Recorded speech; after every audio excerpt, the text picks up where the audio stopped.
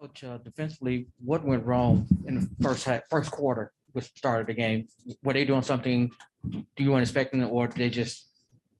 No, I mean, I give them a lot of credit. They played great tonight, 31 assists. Edwards had a phenomenal game. They just played too comfortable in the first quarter. I mean, I can't imagine how many times on one hand we gave up 40 points in a quarter all season. So very disappointing there. Second chance points really hurt us throughout the game. We knew that was a big emphasis. So it's going to be good to go back and see the good moments of the game and the bad moments. And obviously in the first quarter, it's going to reveal a lot, but that set a tone for them. Obviously we played catch up, we kept it close in single digits, and we just gave them too much momentum early in the game. What are you doing? It just seemed like you guys didn't play like yourselves for a lot of the game. How do you handle that as a coach when you don't want to make too much of one game, but clearly something wasn't quite right there during that game? Yeah, it's good to get back on the floor and compete. And as our team's all done all season long, when we have a game like this, we respond. So we just got to play better. It's as simple as that. We'll go watch the film. We'll understand where we made our mistakes, where we played great, how we got to, continue to, find more of the good and replicate that more. That's the biggest thing. We've done that all season long. So it's a marathon, not a sprint. They got the better of us in game one. We got to play better in game two. How do you evaluate going forward? How do you want to use, Steven Adams? Like, does this game influence how you use him much going forward? Yeah, I'll watch the film and try to come up with the best game plan for game two. Hey, Coach, back here. Do you say anything about Russ being off a while and they just played, and also about the difference in their getting multiple offensive rebounds? Was it just that time being off and not ready to scrap? Yeah, I mean, I'm not going to use that as an excuse. I mean, the schedule is the schedule. We tried our best to stay ready, but it's been a minute since we played, but we've got to come out ready to go. And we did in the first quarter, and they made us pay for it. So excuse me on that one. Just got to do better. And as I said a moment ago, the second chance points really hurt us. I mean, we knew that was a priority going into the series, and multiple guys hurt us and in crucial situations. So we just got to value that a lot more. Taylor. Shot 26% from three, only 7 threes. What was today just an example of just getting the looks y'all want and not getting just them to fall, or just getting cleaner looks in general?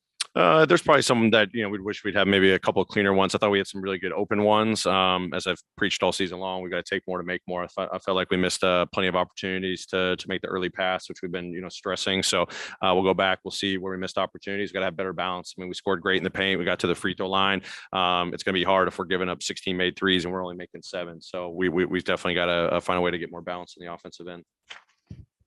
Taylor, how surprising is it to you that they were able to out-rebound you guys by 11? It's been something that you guys have done so well all season long.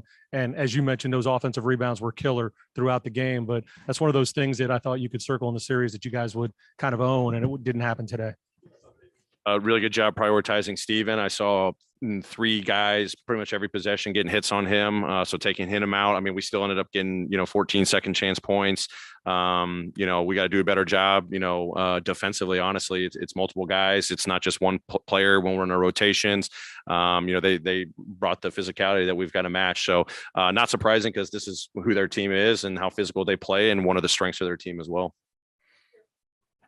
The fouls on Jaren and Steven, I guess, impact the game. And when you have a game that has 56 fouls or so, how does that impact sort of the flow of your offense? Yeah, I mean, the flow definitely gets impacted for sure. I didn't feel like we were getting many of our cycles, stops and runs as much as we needed to. We could probably even get more. So definitely the fouls to JJ and Steven impacted, their rhythm, I thought. Obviously we had to adjust, some coverages, some matchups, but I thought BC brought great energy. KA brought great energy. We were prepared to go to this if we needed to. Definitely unfortunate. And hopefully that's not the case moving forward. Seemed like you changed how you defended Karl Anthony Towns partway through the game. Same with Anthony Edwards in the second half. How do those two?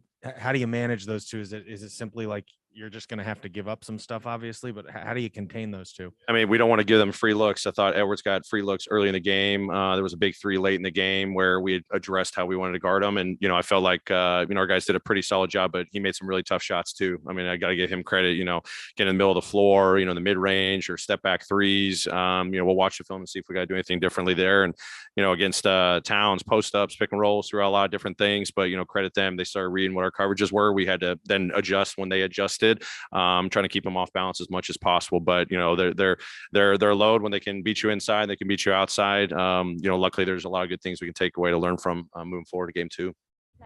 Coach, we heard you say on the sideline, communicate more on defense, and defensively, you guys were able to get 14 turnovers in that first half.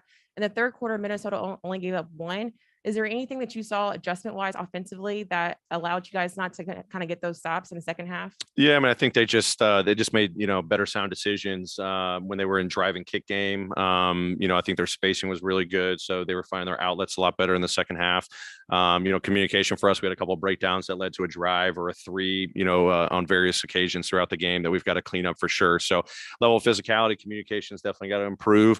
And then, you know, what we just got to find our ways, no matter what they do offensively, to find, you know, whether it's on ball, off ball, to create those opportunities, steals, deflections, blocks, to get us going on offense. You talked about being a resilient team. You played with a lot of stars out all season long and played well, but now that you're down a game in a playoff series to a team like Minnesota, is this the biggest test of resiliency you think you guys have faced so far? Yeah, this will be a great test. I mean, there's no better test than in the playoffs compared to the regular season. So especially down, you know, 0-1 right now, you know, we know there's many games ahead. Hopefully it's the first of 4, but, you know, we've got to take care of our business over the next 2 days in preparation for Tuesday's game. So I've got the faith in the group that, you know, they're resilient, they're positive. You know, they all understood we did not play well today. We got a lot, you know, better in store for us. We just got to put the work in and just, you know, rebound and move forward. Hey, Taylor, only 3 players played over 30 minutes, only 2 guys, you know, Dylan and Ja at 35 minutes. Is that a part of the game plan to keep it the 10-man rotation, spread the minutes out? Is it keeping the guys fresh? Like, just what's the plan as far as maybe not matching the minutes, like where Karl-Anthony Towns, Anthony Edwards are playing over 40? Yeah, I mean, we've always played, you know, 10 guys all season long. We've adjusted a 9-man rotation, you know, in the meat of the game. It's early in the series. Obviously wanted to give confidence to our entire roster, see what we're capable of doing.